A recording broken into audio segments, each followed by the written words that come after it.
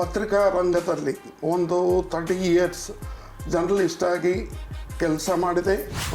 ಸಾಮಾಜಿಕ ನ್ಯಾಯನಿಂದ ಸಮಾಜವನ್ನು ಕಟ್ಟುವುದೇ ನಾನು ನನ್ನ ಗುರಿಯಾಗಿ ಇಟ್ಕೊಂಡಿದ್ದೀನಿ.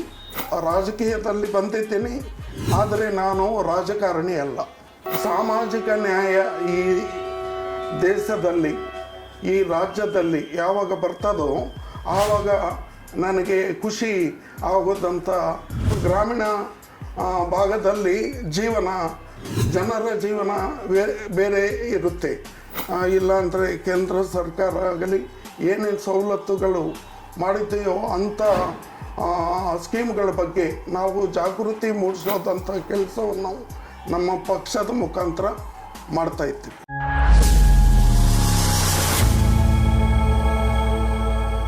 ನಮಸ್ಕಾರ ವೀಕ್ಷಕರೇ, ನೀವು ನೋಡ್ತಾ ಇದ್ದೀರಾ ವಿಟಿವಿ ಭಾರತ್. ನಾನು ನಿಮ್ಮ ಮನೆ ಮಗಳು ಧರಣಿ. ನಮ್ಮೊಂದಿಗೆ ಇವತ್ತು ಜರ್ನಿ ಜಂಕ್ಷನ್ ಅಲ್ಲಿ ಇದ್ದಾರೆ ಅಬ್ದುಲ್ ಖಾದರ್ ಸರ್ ಅವರು ಸಾಮಾಜಿಕ ಹೋರಾಟಕರು ಮತ್ತು SJSSP ಪಕ್ಷದ ರಾಜ್ಯಾಧ್ಯಕ್ಷರಾಗಿದ್ದಾರೆ. ಅವ್ರ ಬಗ್ಗೆ ಇನ್ನಷ್ಟು ಮಾಹಿತಿ ನಾವು ತಿಳ್ಕೊಳ್ಳೋಣ ಬನ್ನಿ. ನಮಸ್ಕಾರ ಸರ್. ನಮಸ್ಕಾರ. Welcome to the journey junction sir. Okay, congratulation. VTV ವೀಕ್ಷಕರಿಗೆ ತುಂಬ ಹೃದಯಪೂರ್ವಕ ಶುಭಾಶಯಗಳು. Thank you so much sir. Sir, ನಿಮ್ಮ ಹೆಸರೇನು? ನನ್ನ ಹೆಸರು ಅಬ್ದುಲ್ ಖಾದರ್ SA ಅಂತ. ಸರ್, ನಿಮ್ಮ ಬಾಲ್ಯ ಹೇಗಿತ್ತು ಸರ್? ನನ್ನ ಬಾಲ್ಯ, ನಾನು ಕರ್ನಾಟಕ ಬಾಡದಲ್ಲಿ ಒಂದು ಹಳ್ಳಿಯಲ್ಲಿ 1961 ಸೆಪ್ಟೆಂಬರ್ 15ನೇ ತಾರೀಕನ್ನ ಜನ್ಮಿಸಿದ್ದೀನಿ. ಅನಂತರ ಬಾಲ್ಯದವಸ್ಥೆಯಲ್ಲಿ ನಾನು ತೆಲುಗು ಮಾಧ್ಯಮದಲ್ಲಿ ಓದಿದೆ. ಆಮೇಲೆ ಕರ್ನಾಟಕ ರಾಜ್ಯದಲ್ಲಿ ಇರೋದಂಥ KGF ಫಸ್ಟ್ ಗ್ರೇಡ್ ಕಾಲೇಜಲ್ಲಿ ನಾನು ಎಜುಕೇಷನ್ ಮಾಡಿದೆ. ಅನಂತರ ನಾನು ಪತ್ರಿಕಾ ರಂಗದಲ್ಲಿ ಒಂದು 30 ಇಯರ್ಸ್ ಜರ್ನಲಿಸ್ಟ್ ಆಗಿ ಕೆಲಸ ಮಾಡಿದೆ. ಆನಂತರ ನಾನು ಸಂವಿಧಾನವನ್ನು ಸಾಕಷ್ಟು ಸಾರಿ ಓದಿದ್ದೀನಿ. ಸಾಕಷ್ಟು ಸಾರಿ ಓದರ ಮೇಲೆ ನನಗೇನು ಅನಿಸ್ತದಂದರೆ, ಸಾಮಾಜಿಕ ನ್ಯಾಯನಿಂದ ಸಮಾಜವನ್ನು ಕಟ್ಟುವುದೇ ನಾನು ನನ್ನ ಗುರಿಯಾಗಿ ಇಟ್ಕೊಂಡಿದ್ದೀನಿ. ಅದಕ್ಕೋಸ್ಕರ ನಾನು ಏನೇ ಕಾರ್ಯಗಳು ಬಂದರೆ ಸಾಮಾಜಿಕ ನ್ಯಾಯ, ಸಾಮಾಜಿಕ ಹೋರಾಟ ಈ ಕಡೆ ನಾನು ಗುರಿ ಇಟ್ಕೊಂಡು ಕೆಲಸ ಮಾಡ್ತಾ ಇದ್ದೀನಿ. ಸರ್, ನಿಮ್ಮ ಎಜುಕೇಷನ್ ಎಲ್ಲ ಹೇಗಿತ್ತು? ಆಗ ನಿಮ್ಮ ಬಾಲ್ಯದಲ್ಲಿ ನಿಮ್ಮ ಎಜುಕೇಷನ್ ಎಲ್ಲ ಹೇಗಿತ್ತು? ನಿಮ್ಮ ಮನೆ ವಾತಾವರಣ ಹೇಗಿತ್ತು? ಅಂದರೆ ಈಗ ಈ ಕಾಲದಲ್ಲಿ ಇರೋದಂಥ ಟೆಕ್ನಾಲಜಿ ಆದರೂ ಆವಾಗ ನಮ್ಮ ಪಾಠ್ಯಪುಸ್ತಕ ಸ್ಲೇಟು ಅಲ್ಲಿಂದ ಶುರುವಾಗಿ ಹಳ್ಳಿದಲ್ಲಿ ಜನ್ಮಿಸೋ ಕಾರಣದಿಂದ ನನಗೆ ಅಲ್ಲಿ ಎಜುಕೇಷನ್ ಮಾಡಿದೆ. ಅನಂತರ ಒಂದು 10 ಕಿಲೋಮೀಟರ್ ಇರೋದಂಥ KGF ಅಂತ ಒಂದು ಊರಲ್ಲಿ ನಾನು ಓದಿದೆ. ಸರ್, ನಿಮ್ಮ ವೃತ್ತಿ ಪತ್ರಿಕಾ ಧರ್ಮ ಅಂತ ಹೇಳಿದ್ರಿ. ಹೌದು. ಬಟ್ ನೀವು ಪತ್ರಿಕಾ ಧರ್ಮನ ಬಿಟ್ಟು ರಾಜಕೀಯಕ್ಕೆ ಬಂದಿದ್ದ ಕಾರಣ ಏನಾಗಿದೆ ಸರ್? ನಾನು ರಾಜಕೀಯದಲ್ಲಿ ಬಂದಿದ್ದೀನಿ, ಆದರೆ ನಾನು ರಾಜಕಾರಣಿ ಅಲ್ಲ. ಯಾಕಂದರೆ ರಾಜಕಾರಣಿ ಬೇರೆ ಅರ್ಥದಲ್ಲಿ ಈಗ ಜನರು ಅರ್ಥ ಮಾಡ್ತಾ ಇದ್ದಾರೆ. ಅದಕ್ಕೋಸ್ಕರ ನಾನು ಸಾಮಾಜಿಕ ಹೋರಾಟಗಾರ ಅಂತ ಹೇಳೋದಕ್ಕೆ ಇಷ್ಟಪಡ್ತೀನಿ. ಇನ್ನೊಂದು ರೀತಿಯಲ್ಲಿ ಹೇಳಬೇಕಂದ್ರೆ ನಾನು ಸೋಷಿಯಲ್ ವರ್ಕರ್ ಅಂತ ಹೇಳೋದಕ್ಕೆ ನನ್ನ ಹೆಮ್ಮೆ ಆಗುತ್ತೆ. ಸರ್, ನಿಮ್ಮ ರಾಜಕೀಯ ಭವಿಷ್ಯ ಹೇಗಿದೆ ಈಗ? ರಾಜಕೀಯ ಭವಿಷ್ಯ ಅಂದರೆ ಈಗ ಜನರೇ ಪ್ರಭುಗಳು. ಅದಕ್ಕೋಸ್ಕರ ಜನರನ್ನು ಮುಖ್ಯವಾಹಿನಿಯಲ್ಲಿ ಇಟ್ಕೊಂಡು ಅವ್ರಿಗೇನು ಸವಲತ್ತು ಬೇಕೋ ಅವರೇ ತೀರ್ಮಾನ ತಗೋಬೇಕು. ಅದಕ್ಕೋಸ್ಕರ ನಾವು 6 ಹಂತದಲ್ಲಿ ಈಗ ಕೆಲಸ ಶುರು ಮಾಡಿದ್ದೀನಿ. ಒಂದು ಗ್ರಾಮ ಪಂಚಾಯಿತಿಯಿಂದ ಹಿಡಿದು ಗ್ರಾಮ ಪಂಚಾಯಿತಿ, ಹೋಬಳಿ, ಆಮೇಲೆ ತಾಲೂಕ್ ಪಂಚಾಯಿತಿ, ಆಮೇಲೆ ಅಸೆಂಬ್ಲಿ ಕಾನ್ಸ್ಟಿಟ್ಯುನ್ಸಿ, ಆಮೇಲೆ ಪಾರ್ಲಿಮೆಂಟ್ರಿ ಕಾನ್ಸ್ಟಿಟ್ಯುನ್ಸಿ, ಆಮೇಲೆ ಜಿಲ್ಲಾ ಅಂತ. ಯಾಕಂದರೆ ಇಲ್ಲಿ ವಿಧಾನಸೌಧದಲ್ಲಿ ಕೂತ್ಕೊಂಡು ಅಧಿಕಾರಿಗಳು ಹಳ್ಳಿ ಕಡೆ ಏನು ಬೇಕೋ ಅವ್ರಿಗೆ ಗೊತ್ತಾಗೋದಿಲ್ಲ.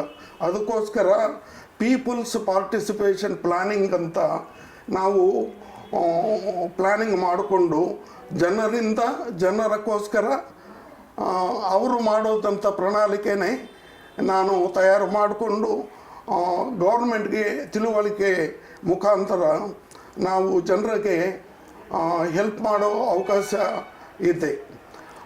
ಗ್ರಾಮೀಣ ಪ್ರದೇಶದಲ್ಲಿ ಅಂದರೆ ಗ್ರಾಮ ಪಂಚಾಯಿತಿ ಜನರಿಗೆ ಅಲ್ಲಿ ಏನು ಬೇಕೋ ಅವ್ರಿಗೆ ಗೊತ್ತಾಗುತ್ತೆ.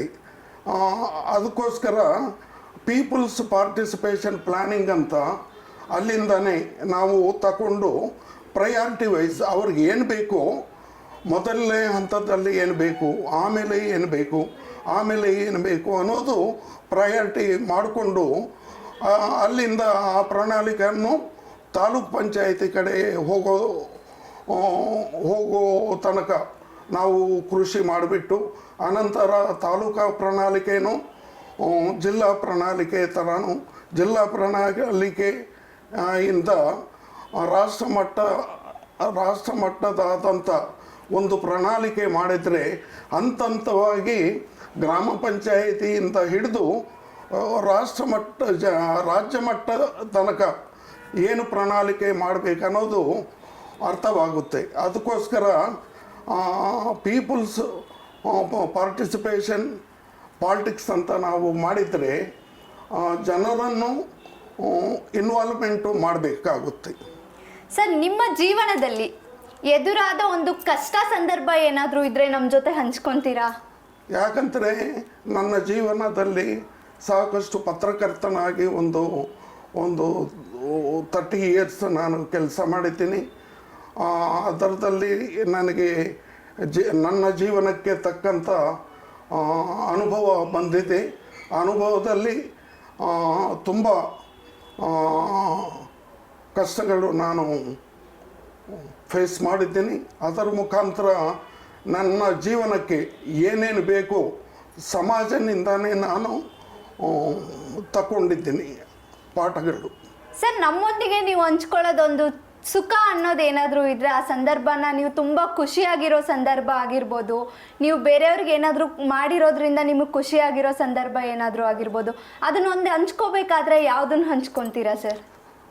ಏನೂ ಇಲ್ಲ ಮೇಡಮ್ ಅವರೇ, ಈ ದೇಶದಲ್ಲಿ ಸಾಮಾಜಿಕ ನ್ಯಾಯದಿಂದ ಸಮಾಜವನ್ನು ಕಟ್ಟುವುದೇ ನಮ್ಮ ಪಕ್ಷದ, ನಮ್ಮ ಆರ್ಗನೈಸೇಷನ್ ಗುರಿ ಆಗುತ್ತೆ. ಅದಕ್ಕೋಸ್ಕರ ಸಾಮಾಜಿಕ ನ್ಯಾಯ ಈ ದೇಶದಲ್ಲಿ, ಈ ರಾಜ್ಯದಲ್ಲಿ ಯಾವಾಗ ಬರ್ತದೋ ಆವಾಗ ನನಗೆ ಖುಷಿ ಆಗೋದಂಥ ವಿಚಾರ ಅನಿಸುತ್ತೆ.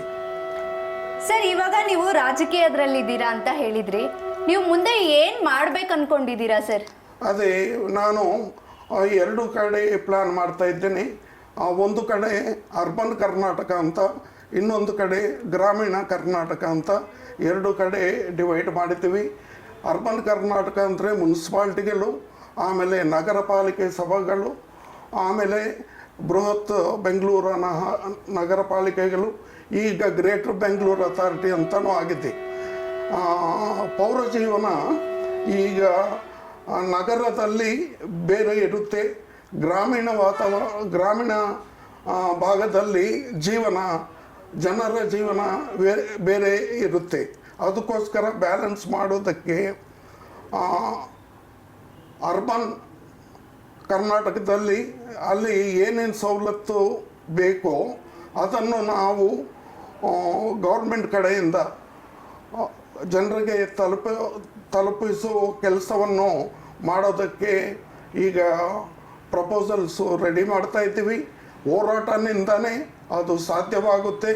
ಜನರನ್ನು ರಾಜಕೀಯದಲ್ಲಿ ಇನ್ವಾಲ್ವ್ಮೆಂಟ್ ಮಾಡೋದೇ ನಮ್ಮ ಪಕ್ಷ, ನಮ್ಮ ಆರ್ಗನೈಸೇಷನ್ ಗುರಿಯಾಗಿ ಇಟ್ಕೊಂಡಿದ್ದೀವಿ.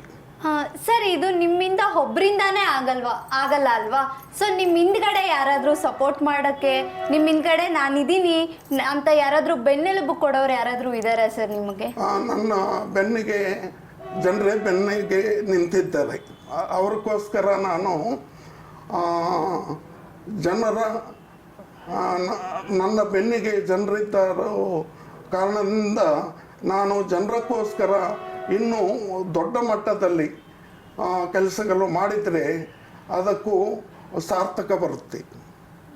ನೀವು ಏನು ಮಾಡಬೇಕು ಅಂದ್ಕೊಂಡಿದ್ದೀರಾ ಸರ್ ಈ ಜನರಿಗೋಸ್ಕರ?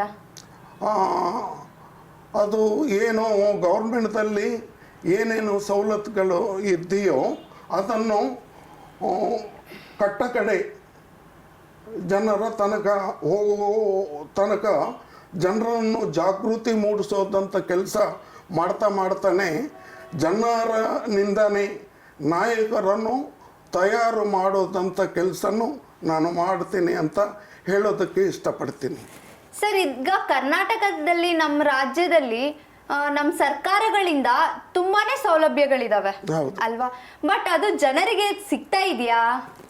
ಇಲ್ಲ ರೀ, ಯಾಕಂದರೆ ಅವರು ಸ್ಕೀಮ್ಗಳು ಮಾಡ್ತಾ ಇದ್ದಾರೆ, ಮಾಡಿಬಿಟ್ಟು ತುಳಿದುಕೊಂಡು ಕೂತಿರ್ತಾರೆ. ಯಾವ ಸ್ಕೀಮು ಯಾವ ಮಟ್ಟದಲ್ಲಿ ಇದೆಯೋ ಜನರಿಗೆ ತಲುಪ್ತಾ ಇಲ್ಲ. ಅದಕ್ಕೋಸ್ಕರ ಏನೇನು ಸವಲತ್ತುಗಳು ಜನರಕ್ಕೋಸ್ಕರ ಕರ್ನಾಟಕ ರಾಜ್ಯ ಆಗಲಿ ಇಲ್ಲಾಂದರೆ ಕೇಂದ್ರ ಸರ್ಕಾರ ಆಗಲಿ ಏನೇನು ಸವಲತ್ತುಗಳು ಮಾಡಿದೆಯೋ ಅಂಥ ಸ್ಕೀಮ್ಗಳ ಬಗ್ಗೆ ನಾವು ಜಾಗೃತಿ ಮೂಡಿಸೋದಂಥ ಕೆಲಸವನ್ನು ನಮ್ಮ ಪಕ್ಷದ ಮುಖಾಂತರ ಮಾಡ್ತಾ ಇದ್ದೀವಿ. ನೋಡ್ತಾ ಇದ್ದೀರಲ್ಲ ವೀಕ್ಷಕರೇ, ಅಬ್ದುಲ್ ಖಾದರ್ ಅವ್ರ ಸರ್ ಬಗ್ಗೆ ಮತ್ತು ಅವರ ಬಾಲ್ಯದ ಬಗ್ಗೆ ಸಾಕಷ್ಟು ವಿಷಯಗಳನ್ನು ನಮ್ಮ ಜೊತೆ ಹಂಚ್ಕೊಂಡಿದ್ದಾರೆ. ಸೊ ಅವರಿಗೆ ನಮ್ಮ VTV ಚಾನೆಲ್ ಕಡೆಯಿಂದ ಧನ್ಯವಾದಗಳು ಸರ್. ನಮಸ್ಕಾರ ಮೇಡಮ್ ಅವರೇ. VTV ಭಾರತ ವೀಕ್ಷಕರಿಗೆ ನನ್ನ ವಂದನೆಗಳು ಹೇಳ್ತಾ ಜೈ ಹಿಂದ್, ಜೈ ಭಾರತ್.